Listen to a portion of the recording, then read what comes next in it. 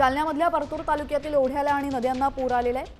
सततच्या पावसामुळे सावरगाव बुद्रुक गावातील गौतमी नदीला पूर आला असून या पुरातूनच गावकऱ्यांचा जीवघेणा प्रवास सुरू आहे। दरम्यान गावकऱ्यांना आष्टी आणि परतूरकडे जाण्यासाठी हा एकच मार्ग असल्याने गावकरी याच मार्गावरून जीवघेणा प्रवास करत आहेत।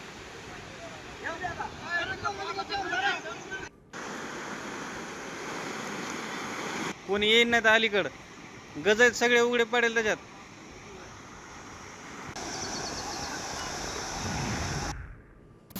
सोलापूरच्या मोहोळ आणि बार्शीमध्ये सतत पडणाऱ्या पावसामुळे सीना नदीची पाणी पातळी वाढलेली आहे। त्यामुळे अनेक छोटे बंधारे पाण्याखाली गेले।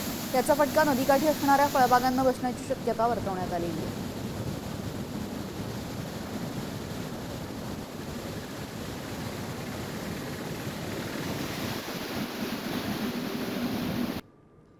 अंबरनाथमध्ये मुसळधार पावसामुळे अनेक भाग जलमय झाले।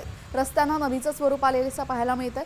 यावेळेस पाण्याखाली रस्ता गेलेला आहे। असा असलेल्या पाण्यातून प्रवास करत असताना नागरिकांसह वाहन चालकांनाही मोठ्या अडचणींचा सामना करावा लागतोय। काही ठिकाणी पावसाच्या पाण्यामध्ये वाहनं सुद्धा बंद पडल्याच्या घटना घडलेल्या आहेत।